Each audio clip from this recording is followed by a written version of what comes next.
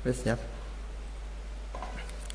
Assalamualaikum warahmatullahi wabarakatuh. Bismillahirrahmanirrahim. Alhamdulillahirabbil alamin.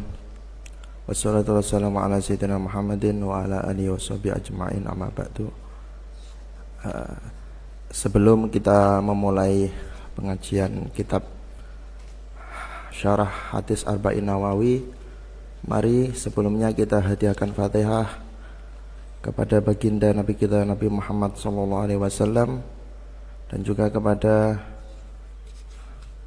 mu'alif kitab Imam Nawawi, dan juga kepada muassis pondok pesantren kita, pondok pesantren Darussalam, Syekhuna Ki Muhtar Syafaat Abdul Ghafur. Ila hadratin Nabil Mustafa Sayyidina wa nana Muhammadin sallallahu alaihi wasallam, wa hadratir rahim mu'alif hadal kitab Syekh Muhammad An-Nawawi, wa hadratir ruhi syahina wa murabbi ruhina Syekh Muhtar Syafaat Abdul Ghafur wa zawjatihi. Lahumul Fatihah. A'udzu billahi minasyaitonir rajim. Bismillahirrahmanirrahim. Alhamdulillahirabbil alamin, arrahmanir rahim, maliki yaumiddin. Iyyaka na'budu wa iyyaka nasta'in. Ihdinas siratal mustaqim. Siratal ladzina an'amta 'alaihim ghairil maghdubi 'alaihim waladdallin. Amin. Bismillahirrahmanirrahim.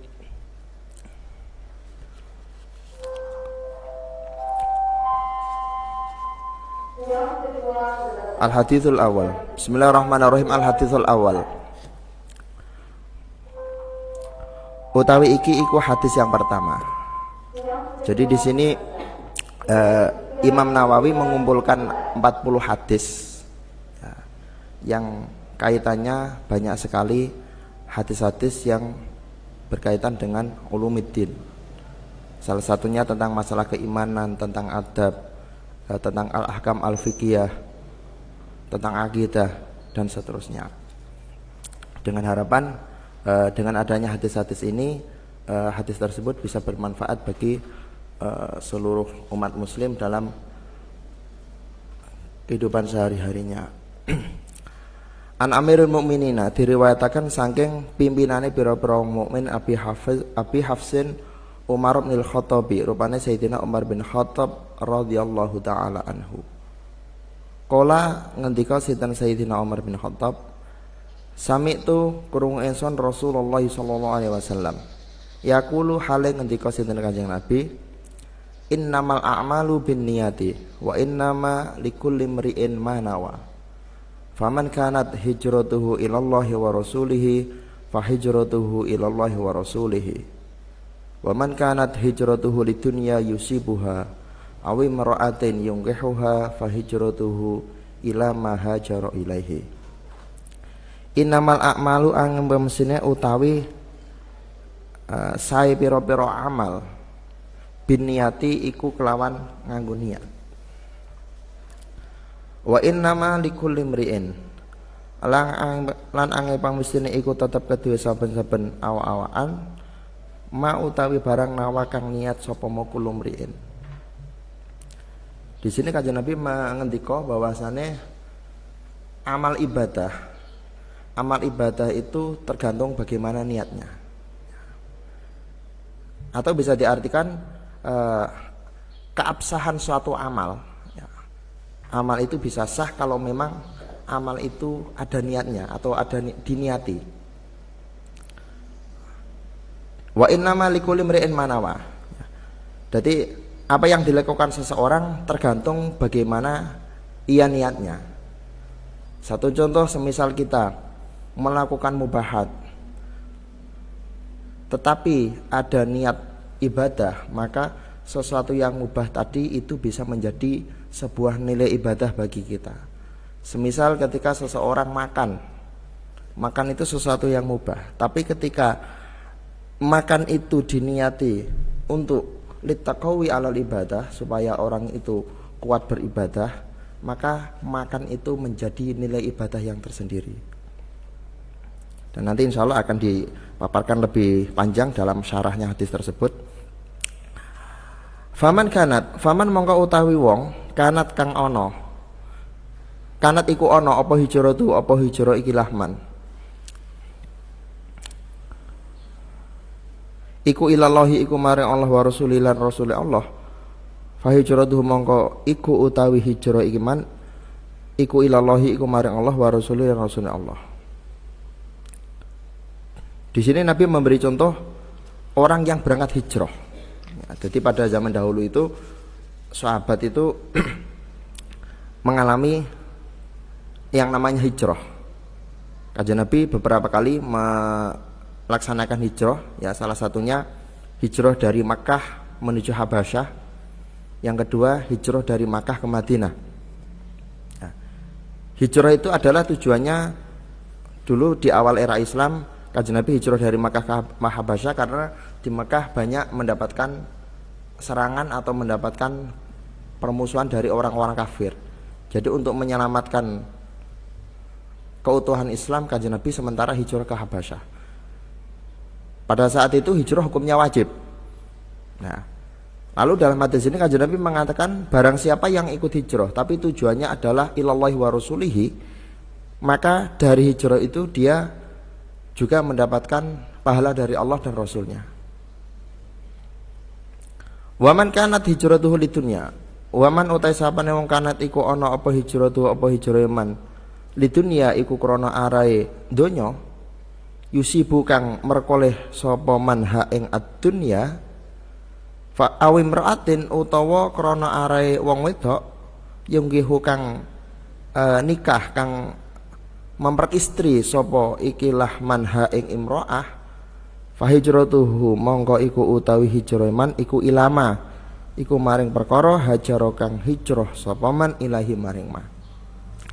Ketika seseorang itu ikut hijrah tapi tujuan utama yang ada dalam hati orang tersebut adalah tidak untuk ittiba'ur rasul tapi mendapatkan keuntungan duniawi, atau tujuannya untuk mengikuti perempuan yang mau dia nikahi, maka hijrahnya ya hanya sebatas tujuan duniawi.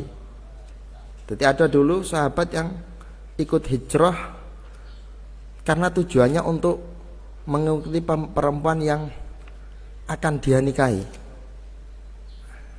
Akhirnya dia disebut sebagai dengan sebutan muhajir Ummu Qais.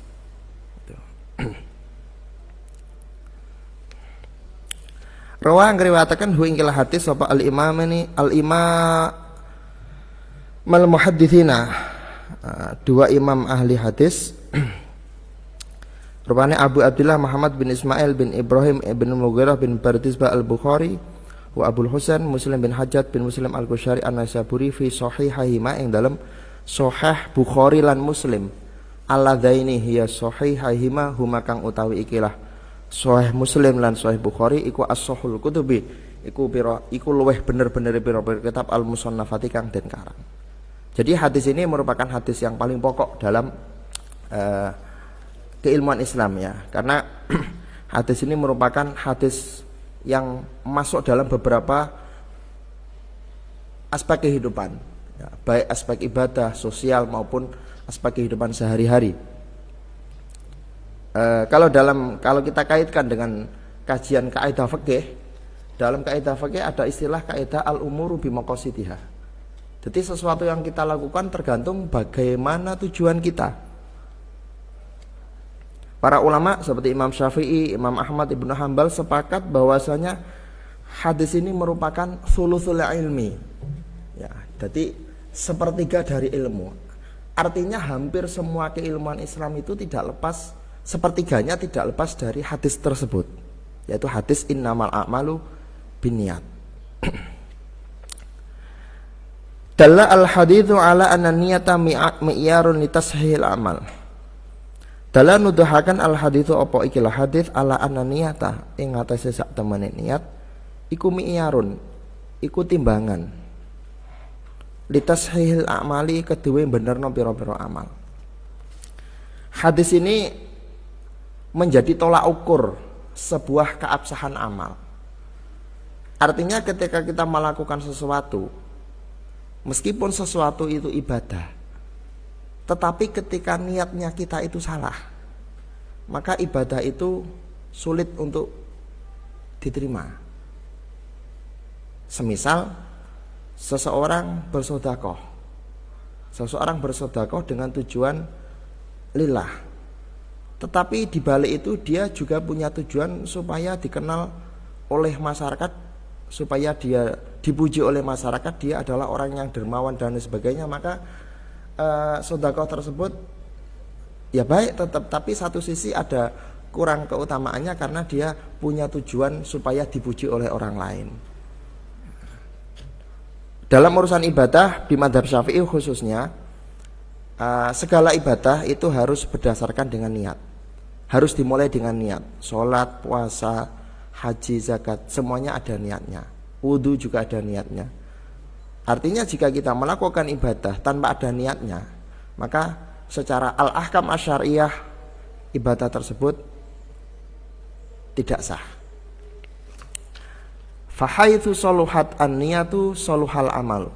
Fahaitsu mongko ing dalem endine panggonan soluhat bagus an-niyatu apa niat, soluha mongko bagus al-amalu apa amal. Wa haitsu fasadal amalu. Wa haitsu ing dalem dine panggonan fasadat rusak apa niat, fasada mongko dadi rusak al-amalu apa amal. Ketika niat kita itu benar, maka amal yang kita lakukan juga benar. Ketika niat kita salah, maka apa yang kita lakukan itu juga salah. Wa idza wujida al-amalu wa qaranatuhu an-niyatu falahu thalathatu ahwalin. Wa idza wujida lan ing dalem nalikane ditemu apa al-amalu amal wa qaranat lan barengi hu ing ikilah amal an-niyatu apa niat, falahu mongko iku tetep kedhe al-amal thalathatu ahwalin utawi telu pira-pira tingkah. Ketika seseorang melakukan sebuah amal, kemudian dia niat, maka dalam hal ini ada 3 macam. Ya, misalnya kita sholat niat lillahi ta'ala. Nah, ketika kita melakukan sholat itu tujuan utama kita itu apa sebetulnya? Misalnya, apakah supaya pengen masuk surga, atau karena takut neraka, atau memang karena takut kepada Allah, atau memang bukan karena apa-apa? Nah, ini nanti di sini ada disebutkan ada 3 tahapan. Al-awwal ayyaf'ala dzalika khaufan minallahi ta'ala wa hadhihi ibadatul abidi. Ayyaf'ala yen to nglakoni sapa ikilah wong dzalika ing mengono-mengono amal khaufan karena takut minallahi saking Allah taala. Wa hadhihi utawi ikilah ayyaf'ala khaufan minallah iku ibadatul abidi, iku ibadah seorang hamba. Jadi tingkatan yang pertama yaitu tingkatan yang paling rendah ya seperti kita itu mungkin kelasnya masih ala abid ya, belum masuk kelas orang-orang yang khusus. Yaitu kita melakukan ibadah karena takut kepada Allah. Semisal kita ditanya, kenapa sampean sholat? Ya karena sholat itu kewajiban. Nanti kalau saya nggak sholat, nanti saya takut disiksa Allah.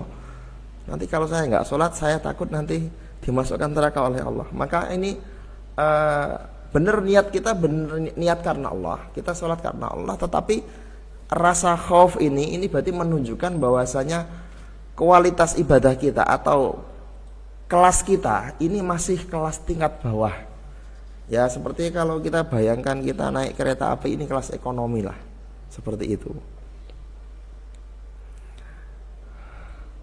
Athani utawi kang kaping beda iku ayyaf'ala, iku yen to agawe sapa wong dalika ing mengkono-mengkono al amal li talabil jannati krana numrih surga wa thawabilan numrih pahala.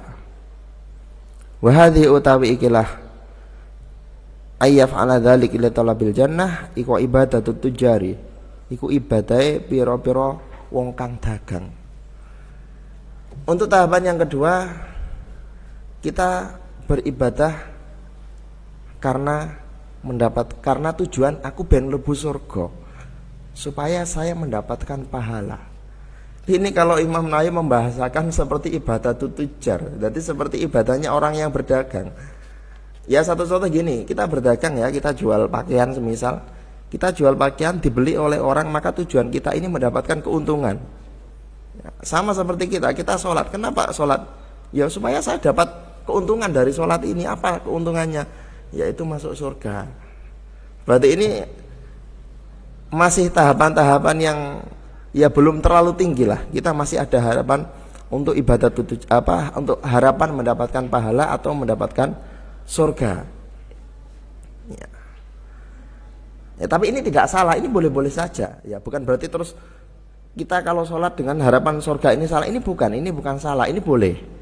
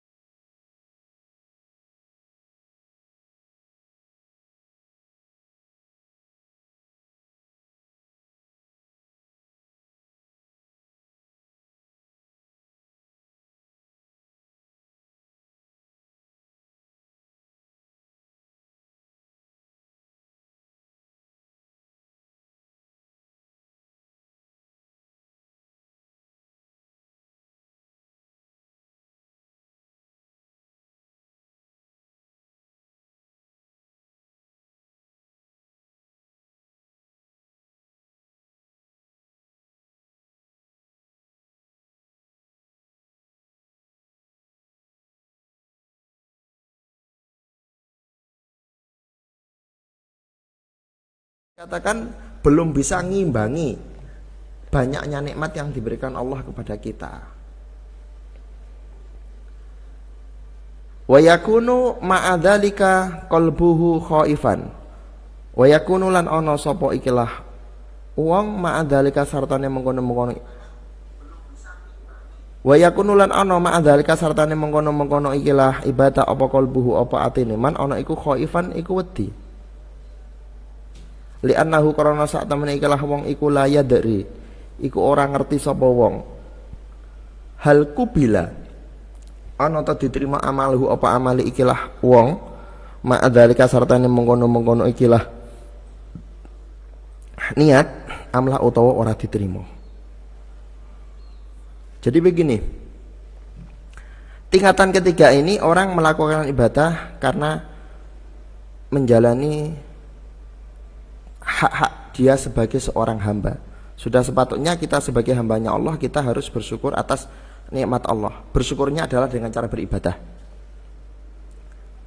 Di samping itu, meskipun dia sudah melakukan ibadah, dia masih punya perasaan khawatir, ya, masih punya perasaan khawatir, khaif. Ya, karena dia tidak tahu apakah ibadah yang saya lakukan selama ini diterima atau tidak oleh Allah. Jadi selama kita beribadah, ya, selama kita beribadah itu kita dituntut untuk melakukan ibadah sesuai dengan aturan-aturan yang ditetapkan secara syar'i. Ya, ini kalau kita kaitkan dengan al-ahkam asyariyah. Jadi pentingnya kita mempelajari al-ahkam asyariyah adalah bagaimana supaya ibadah kita itu sesuai dengan aturan-aturan syarak. Sehingga ketika sesuai dengan aturan syarak, maka ibadah kita itu bisa diterima oleh Allah. Tapi apakah tentu diterima? Belum tentu. Bisa jadi ibadah kita secara syar'i itu sudah benar, tapi mungkin dalam hati kita punya niatan-niatan yang lain. Ketika suatu ibadah diniati dengan riya, maka niat kita karena Allah tadi akan hilang karena dengan riya kita. Nah, maka dari itu kita harus bisa menyeimbangkan, ya, antara ibadah yang syariah dengan ibadah yang Istilahnya kalau dalam bahasa sufi itu ada, kalau sholat itu ada sholat syariah, ada sholat thariqah. Semisal sholat itu secara fikih memang tidak ada syarat khusyuk menjadi syarat sihatu sholat, tidak ada. Tetapi para ulama tasawuf memberi syarat bahwasanya khusyuk itu termasuk syarat dari keabsahan sebuah ibadah. Sebab ketika tidak didasari dengan khusyuk, maka sangat sulit sekali sholat ini untuk diterima. Wahadhi ibadatul akhyar. Dan tingkatan yang ketiga ini adalah ibadahnya orang-orang yang istimewa, ya, orang-orang yang tingkatan tinggi, ya, para nabi, para aulia. Wa ilaiha lan maring ikilah asalits asyara. Wa ilaiha maring ikilah ibadatul akhyar asyara, memberi isyarah sinten Rasulullah sallallahu alaihi wasallam lama qolat ing dalam masa-masa ning ngendika lahu kedue Kanjeng Nabi Aisyah tu sinten Sayyidah Aisyah radhiyallahu taala anha hina koma ing dalam nalikane jumeneng sinten Kanjeng Nabi minal laili saking wektu wengi hatta tawarromat, sehingga tawarromat itu bengkak kodamahu apa dua sukune Kanjeng Nabi atau kakinya Kanjeng Nabi. Sayyidah Aisyah berkata, ya Rasulullah, hai Kanjeng Nabi, hai Rasulullah, tatakallafu, amrih merti panjenengan hadza ing ikilah qiyamul laili. Wa qad ghafara lan teman-teman wis ngapura sinten Allah lakam maring panjenengan Kanjeng Nabi ma ing dosa taqaddama kang wis kliwat apa ma bayane ma min dzabika saking dosa sira wa malan dosa ta'akhkhara kang ditikari apa ma. Jadi ibadatul akhyar ini diisyaratkan oleh Kanjeng Nabi dalam sebuah hadis yang diriwayatkan Sayyidah Aisyah. Sayyidah Aisyah melihat ketika Kanjeng Nabi suatu saat itu melaksanakan qiyamul lail. Qiyamul lail sampai karena terlalu banyaknya qiyamul lail yang dilaksanakan Kanjeng Nabi, kakinya Kanjeng Nabi ini sampai bengkak. Karena Sayyidah Aisyah merasa kasihan kepada Kanjeng Nabi, beliau mengatakan, Kanjeng Nabi, kenapa panjenengan susah payah ibadah seperti ini itu kenapa? Padahal jenengan ini sudah jelas, jenengan sudah jelas dosa-dosanya dimaafkan. Bahkan dalam keyakinan kita Kanjeng Nabi itu jelas nggak punya dosa. Kanjeng Nabi jelas dijamin masuk surga. Kenapa jenengan susah payah ibadah barang Kanjeng Nabi? Nggak perlu mestinya. Qala, menjawab Kanjeng Nabi, afala akunu abdan syakura. Afala akulu ana ta, afala akunu ana ta ora ana sapa ingsun iku abdan, iku kawula syakura kang akeh syukure. Kanjeng Nabi menjawab, apa tak aku salah seumpamane aku iki dadi hamba yang banyak syukurnya. Artinya Kanjeng Nabi melakukan qiyamul lail seperti itu dalam rangka mensyukuri nikmat-nikmat Allah yang selama ini diberikan kepada Nabi. Bukan karena harapan masuk surga atau harapan dijauhkan dari neraka, itu bukan. Karena kalau mencari itu nggak ada gunanya. Kanjeng Nabi itu sudah jelas masuk surganya, jelas gak bakal masuk neraka. Mestinya Kanjeng Nabi nggak usah repot-repot melakukan ibadah. Tapi Kanjeng Nabi tidak seperti itu. Kanjeng Nabi memberi uswatun hasanah kepada kita bahwasanya Kanjeng Nabi melakukan ibadah dalam rangka mensyukuri nikmat-nikmat yang diberikan Allah kepada beliau. Sebagaimana dengan kita surga juga belum jelas, ya. Apakah ibadah kita diterima Allah, ini juga belum jelas. Maka nggak ada salahnya kita memperbanyak syukur kita kepada Allah dengan cara memperbaiki kualitas ibadah kita, memperbanyak ibadah kita. Memperbaiki kualitas ibadah itu artinya bagaimana? Artinya usahakan ibadah kita sesuai dengan aturan-aturan yang ditentukan oleh syarak. Ya. Ketika ibadah itu sudah sesuai aturan-aturan syarak, maka sangat ada kemungkinan besar bahwasanya ibadah ini bisa diterima oleh Allah. Ya, bagaimana supaya kita tahu ibadah kita diterima oleh syarak? Ya, kita belajar ilmu agama. Kita sekolahkan anak-anak kita di sekolahan-sekolahan yang mengajarkan ilmu agama dengan sebenarnya. kita pondokkan anak kita di pondok pesantren, kita sekolahkan anak-anak kita di madrasah-madrasah milik Nahdlatul Ulama supaya mereka bisa mendapatkan ajaran-ajaran agama dengan benar yang sesuai dengan kutubus salaf, yang sesuai dengan hukum-hukum yang disepakati oleh ulama-ulama terdahulu. Sehingga ketika ibadah kita itu sesuai dengan syarat-syarat yang ditentukan syara, maka insya Allah ibadah kita bisa diterima oleh Allah. Fa'in kila, nah, ini ada pertanyaan. Fa'in kila, halil afdalu ala ibadatu ma'al khawfi au ma'ar rojai. Halil afdalu ana ta utawi kang luwih afdal iku ala ibadatu, iku ibadah ma'al khawfi sartane wedi au ma'ar rojai utawa sartane berharap. Ada pertanyaan begini, ibadah itu yang lebih baik itu ibadah dengan rasa berharap atau rasa takut? Artinya dalam ibadah kita, saya berharap, saya optimis ibadah kita diterima Allah, seperti itu.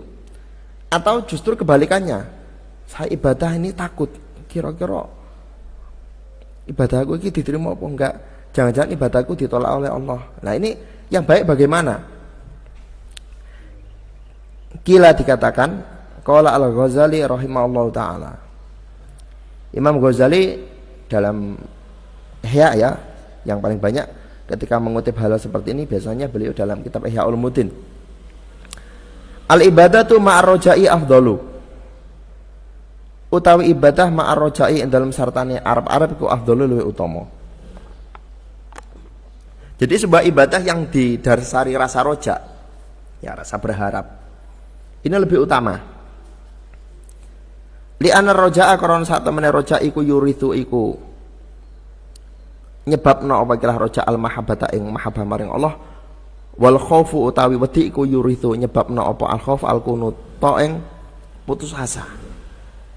Jadi menurut Al-Ghazali kita dalam beribadah itu kita banyak-banyak roja, artinya kita berharap, kita optimis bahwasanya ibadah kita bisa diterima oleh Allah. Sebab kalau kita ibadah didasari atau dicampuri dengan rasa roja, maka hal ini akan menimbulkan mahabbah kita kepada Allah. Sebaliknya ibadah yang didasari dengan rasa takut, ini justru akan menjadikan kita putus asa. Kita ibadah tapi kita mamang, aku wedi Gusti Allah diterima atau enggak. Ini hal-hal yang justru menjadikan kita nanti putus asa. Gitu.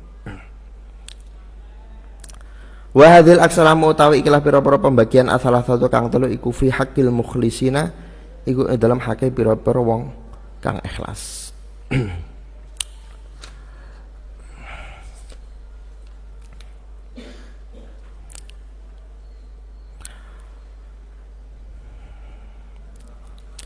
Qauluhu innama a'malu yahtamilu memper apa ikilah pengendikane Kanjeng Nabi, innama a'malu memper innama sihatul amali ing makna innama sihatul amal au tasihul amali utawa bener amal au qabulul amali utawa diterimane amal. Kita kembali ke hadis tadi ya. Innama a'malu biniat, amal itu tergantung bagaimana niat. Artinya niat itu, posisi niat itu tujuannya untuk apa? Apakah untuk mengesahkan ibadah, atau untuk supaya ibadah ini diterima, atau hanya untuk menjadi penyempurna sebuah ibadah? Dalam hal ini di mazhab Syafi'i, di mazhab Imam Syafi'i, niat itu posisinya adalah sesuatu yang menjadikan amal itu sah. Jadi seumpama ibadah ini tidak ada niatnya, ya, tidak ada niatnya, maka ini tidak menjadi sebuah ibadah. Satu contoh semisal ya, kita wudhu, kita tidak niat apa-apa, ya kita melakukan aktivitas basuh wajah, basuh tangan, tapi kita tidak niat, maka yang kita lakukan itu tidak bisa menjadi wudhu secara syar'i yang menghilangkan hadas, tidak bisa. Hanya sebatas cuci muka. Itu. Nanti di belakang akan disebutkan apa niat itu, bagaimana fungsi niat, terus kualitas niat itu bagaimana, nanti disebutkan insya Allah setelahnya ini nanti. Jadi di madhab Syafi'i niat itu menjadi syarat untuk sihatul amal. Jadi keabsahan sebuah amal itu harus ada niatnya. Kalau tidak ada niatnya maka sebuah ibadah ini tidak bisa sah. Au kamalul iman, atau bisa diartikan niat ini hanya untuk menyempurnakan. Wa bihadza kelawan ikilah kamalul iman akhoda al Imam Abu Hanifah rahimallahu taala. Kalau di mazhab Abu Hanifah niat itu tidak menjadi syarat, tetapi hanya sebatas untuk menyempurnakan saja. Jadi seumpama orang itu wudhu tidak niat raful hadas ya tetap sah wudhunya, cuma kurang sempurna. Ya, tapi mayoritas kita adalah kita mazhab Syafi'i, maka kita mengikuti fikih ala mazhab Syafi'i. Wa istatna lan dikecualikan minal amali sangi pira-pira amal ma apa perkara kana kang ana apa ma iku min qabili turuki, iku saking bagiane ninggalno ka izalatin najasati kaya dene ngilangi najis, waradil maghsubi lan balekno barang kang den gosok wa ghairi dzalik. Jadi niat itu diperlukan atau disyaratkan ya untuk sebuah amal-amal yang sifatnya bukan qabili turuk, artinya amal-amal yang bukan seperti tidak seperti menghilangkan sesuatu lah. Satu contoh begini, pakaian kita terkena najis, ya pakaian kita terkena najis, kita mau sholat menggunakan pakaian tersebut tidak bisa karena pakaian kita najis. Maka kita mensucikan pakaian kita, ya kita basuh dengan air supaya suci. Ini tidak perlu niat. Jadi dalam izalatun najasah sama nggak usah, dalam izalatun najasah sama tidak usah nawa itu rof'a izalatin najasah, itu tidak perlu. Nawa itu izalat tidak perlu. Yang penting sama cuci najisnya ya sudah, karena itu tidak termasuk bagian al-a'mal yang diharuskan niat, itu tidak. Itu. Atau seperti contoh tarkul maksiat. Ya, tarkul maksiat. Kita sebagai orang mukmin kita diharuskan untuk tarkul maksiat. Semisal mencuri. Mencuri itu haram. Nah, kita meninggalkan mencuri itu wajib. Lah, kita mau meninggalkan, aku gak usah nyolong, aku gak usah mencuri. Apakah ini perlu niat? Ini tidak perlu. Ya. Yang penting kita tidak melakukan perbuatan mencuri, itu kita sudah dianggap sebagai tarkus sarikoh. Jadi hal-hal yang sifatnya meninggalkan atau menghilangkan itu tidak perlu adanya niat. Seperti itu. Fala tatawaqufu mongko ora dadi kandhek apa sihatuha apa sae ikilah izalatun najasah ila akhirih ala niyati ing atase niat al musahhahati kang den benerno apa ikilah niat. Lakin yatawaqufu tetapi ini dadi kandhek atsawabu apa ganjaran fiha ing dalem izalatun najasah ala niyati taqarrubi ing atase niat peparek maring Allah. Menghilangkan najis ini tidak perlu niat. Tetapi jika kita membasuh pakaian kita karena kena najis, kita niati pakaian saya tak bersihkan ben suci ben iso tak nggo salat, iso nggo ibadah maring Allah. Maka dengan niatan ini kita menghilangkan najis ini menjadi sebuah nilai ibadah. Jadi semua sesuatu itu, meskipun sesuatu itu mubah, itu kalau kita niati dengan niat yang benar, itu bisa menjadi sebuah nilai ibadah. Dan itu ada pahalanya. Meskipun itu hal yang sangat sepele sekali. Semisal kita pakai sandal, kita pakai sandal, kita mendahulukan kaki kanan. Kenapa sama mendahulukan kaki kanan? Karena kita niat ittiba pada kanjeng Nabi. Ya, termasuk salah satu kesunahan kanjeng Nabi adalah karena Rasulullah yuhibbu at-tayammuna fi sya'nihi kullihi. Kanjeng Nabi itu suka mendahulukan bagian kanan, tangan kanan atau kaki kanan dalam hal-hal yang bersifat kebaikan. Ya. Itu hal yang sangat sepele, saman masuk ke jeding, masuk ke toilet, keluar dari toilet, masuk toilet mendahulukan kaki kiri, keluar toilet mendahulukan kaki kanan, itu hal yang sepele. Tapi ketika kita niati dengan ittiba pada kanjeng Nabi, maka itu menjadi sebuah nilai ibadah, yaitu mengikuti sunnahnya kanjeng Nabi. Inilah pentingnya pengetahuan kita terhadap niat. Jadi aktivitas sehari-hari kita jangan sampai sia-sia belaka. Usahakan itu selalu menjadi sebuah ibadah, yang mana dengan bertambahnya ibadah tadi kita semakin banyak menabung pahala. Wa min dzalika, lan iku setengah saking mengkono-mengkono ikilah niat taqarrub ma idza at'ama, nalikane aweh mangan sapa wong dabatahu ing hewan raja kayane ikilah man. In koso dalam menejo sapa wong bi'it amiha kelawan aweh mangan dabah imtitsal amrillah ing manut perintah Allah, fa innahu mongko sak temene wong iku yusabu iku dikai pahala sapa man. Kita punya hewan peliharaan, kita punya ayam, kita punya kambing misalnya. Kita memberi makan pada mereka dengan niat imtitsalu amrillah. Ya, mereka makhluknya Allah, mereka butuh makan. Kita niati ibadah, maka itu bisa menjadi pahala. Jadi hanya guru makani kucing, makani ayam, ini bisa menjadi nilai sebuah pahala. Itu.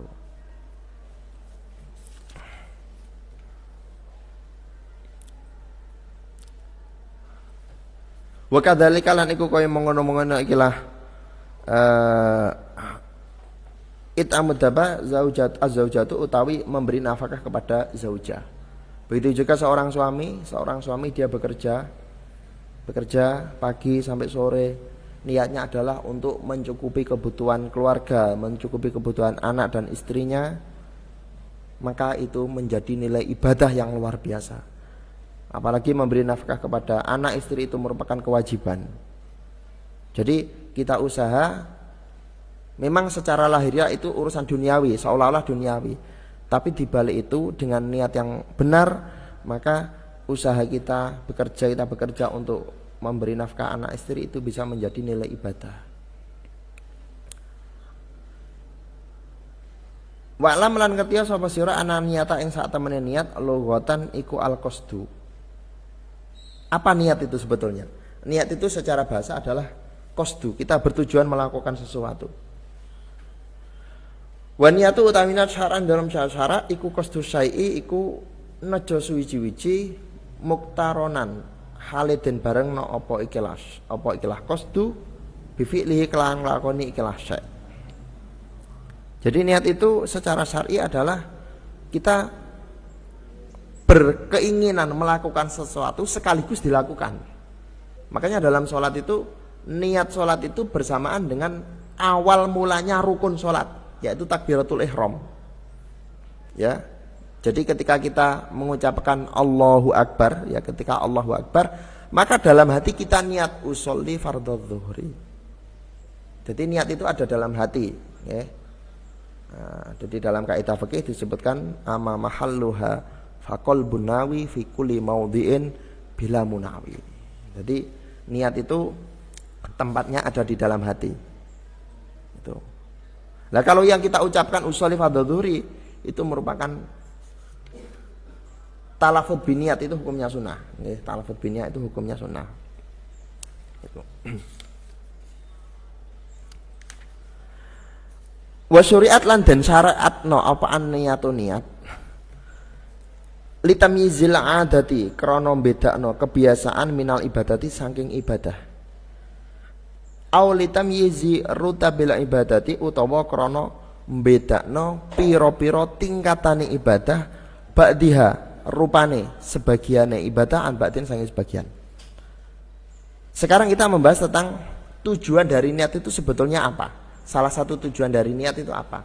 Di samping niat itu menjadi syarat untuk keabsahan sebuah amal, niat itu ternyata punya fungsi-fungsi yang lain. Salah satunya adalah litamyizil adah minal ibadah, yaitu membedakan aktivitas biasa sehari-hari dengan aktivitas yang bersifat ibadah. Contohnya begini, kita setiap pagi mandi, kita sore juga mandi. Ya. Kita mandi pagi, kita mandi sore, ini mandi biasa.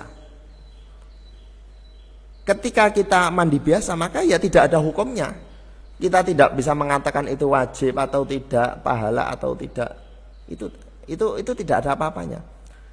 Tapi ketika mandi kita itu kita niati dengan ibadah, maka mandi itu akan menjadi sebuah pahala.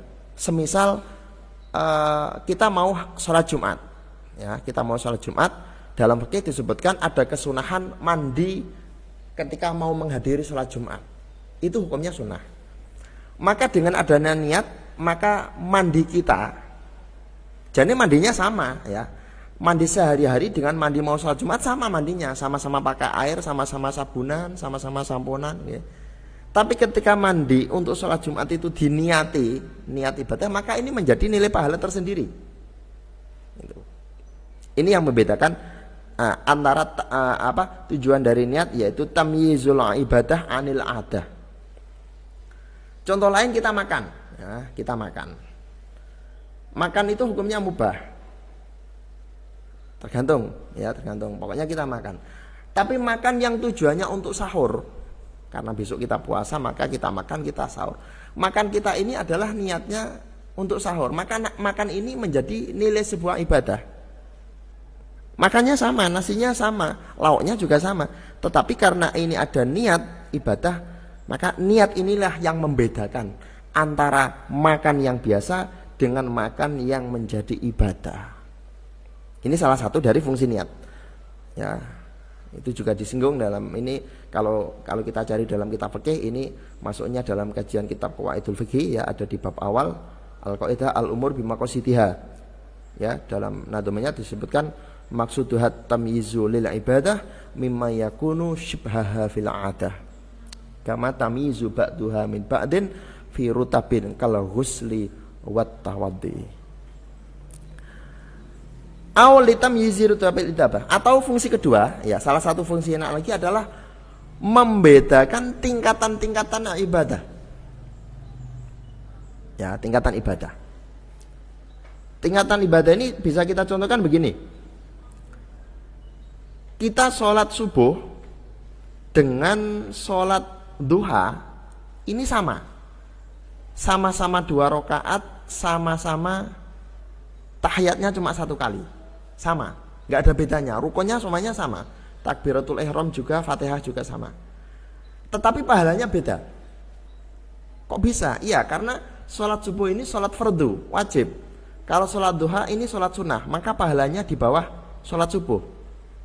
Apa yang membedakan antara sholat subuh dengan sholat duha? Yang membedakan adalah niatnya. Ya, yang membedakan adalah niatnya.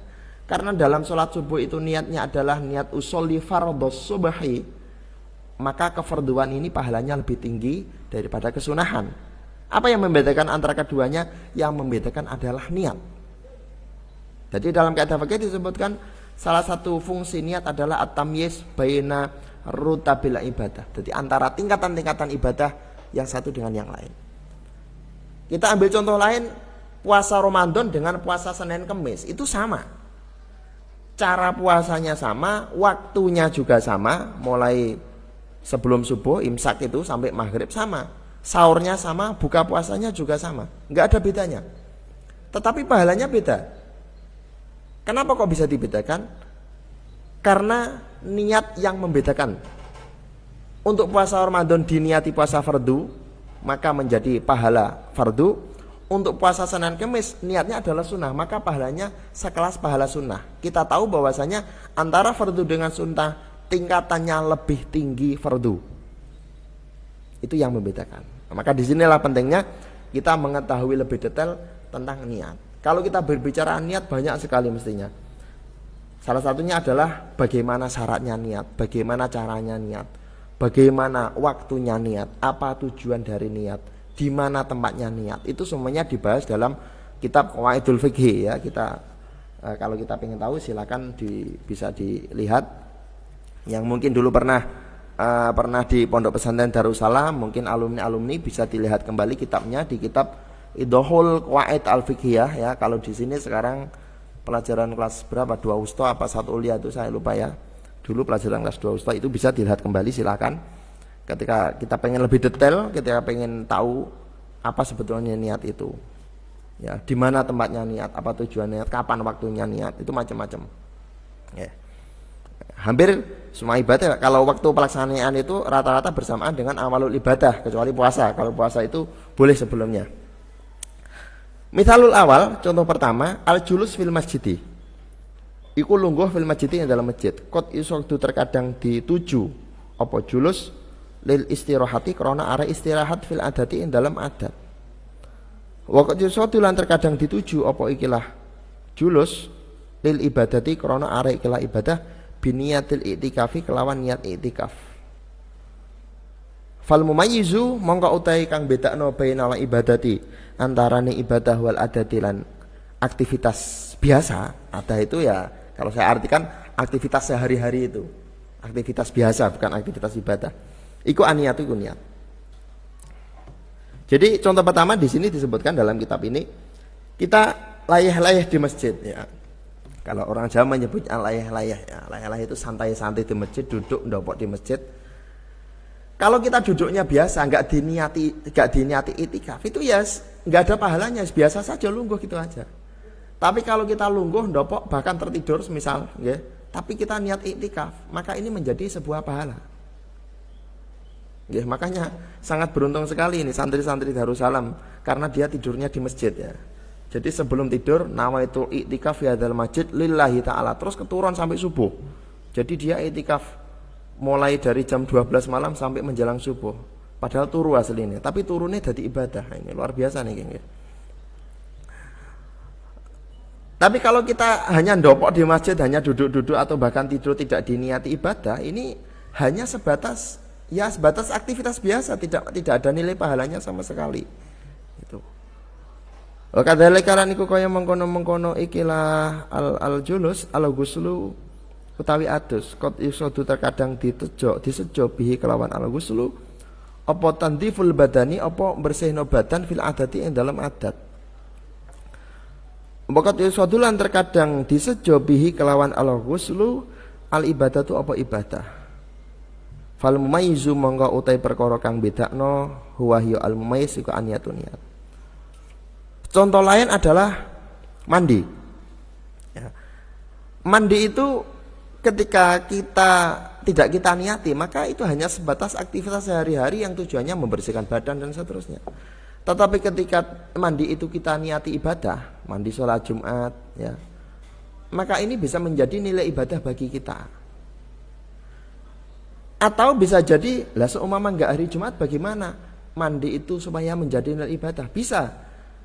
Kita mau sekolah, kita mau hadir pengajian ya, kita mandi dengan tujuan supaya kita seger, supaya harum, dengan tujuan supaya orang lain itu senang kumpul dengan kita ya. Ini juga bisa menjadi nilai sebuah ibadah. Ya biar orang lain itu lungguh jejer kita itu kerasan. Oh enak, jejer kang iki enak, ambune wangi seger. Akhirnya mereka senang. Ya, maka kita ibadah yaitu ibadah membahagiakan orang lain itu juga bisa menjadi sebuah ibadah. Itu. Jadi ini salah satu hal-hal yang berkaitan dengannya. Jadi kenapa kok para ulama ini sangat antusias sekali ketika membahas tentang masalah niat, karena niat ini menjadi hal yang pokok. Ya, dia masuk dalam beberapa kajian tentang keilmuan ya, tentang khususnya tentang aktivitas sehari-hari dan tentang urusan ibadah, semuanya masuk dalam niat. Ya, ibadah pun kalau kita niatnya salah, maka ini juga bisa salah ibadahnya. Dan khususnya dalam hal yang berkaitan dengan ibadah, niat itu sudah diatur oleh syarak. Jadi kita jangan membuat niat yang aneh-aneh itu jangan. Sholat itu semua sudah ditentukan oleh syarak. Caranya niat sholat duhur seperti ini, cara niat sholat duha seperti ini, sholat witir seperti ini. Nah kalau kita membuat hal-hal yang baru yang tidak ada dalam syarak, misalnya bagaimana? Apakah boleh? Ini tidak diperbolehkan. Semisal begini, besok ini semisal tanggal 1 Januari semisal ya, akhirnya sampean sholat malam 1 Januari usolli sunnata sanatil jadid. Saya niat sholat sunnah menjelang tahun baru 1 Januari lillahi ta'ala, ini tidak diperbolehkan. Kenapa? Karena ini berkaitan dengan ibadah. Ibadah itu kita harus sesuai dengan komando dari syarak ya. Kita tidak boleh tasyri', kita tidak boleh membuat syariat sendiri, itu tidak boleh. Nah kalau kita mau sholat tapi tidak ada sholat, tidak ada ketentuannya dari syarak, bagaimana? Ya kita niati sholat sunnah biasa ya. Semisal zaman sekarang nganggur, aku kok nganggur gak di aktivitas, apa nyopo penake ya sholat. Terus piye niate? Usolli sunnatan rakaataini lillahi ta'ala. Usolli sunnatan. Lah terus namanya sunnah apa? Kalau dalam bahasa fikih namanya sholat sunnah mutlak. Sunnah mutlak ini sangat-sangat diperbolehkan kapanpun dan dimanapun. Yang penting jangan fil auqat al makruhah ya. Kalau di waktu-waktu yang muharramah ini tidak diperbolehkan. Seperti dalam kitab Fathul Qorib itu kan ada 5 waktu yang di situ tidak boleh untuk melaksanakan sholat. Ya, jadi penting sekali kita mempelajari tentang niat, karena ini kaitannya tentang keabsahan sebuah ibadah. Jadi kita mau sholat tasbih ya kita niat usolli sunat tasbih, kita mau sholat duha usolli sunat duha. Kita jangan membuat niat sholat yang aneh-aneh, apalagi yang di situ memang dalam kitab-kitab syarak tidak ditentukan ya. Ya solusinya ketika kita kepengen sholat yang mungkin tidak ada dalam syarak, ya kita pakai sunnah mutlak. Sunnah mutlak itu pokoknya sholat itu sangat diperbolehkan. Itu. Al-hadits tsani wallahu a'lam bishawab. Mungkin cukup sekian dari saya. Akhirul kalam. Wassalamualaikum warahmatullahi wabarakatuh.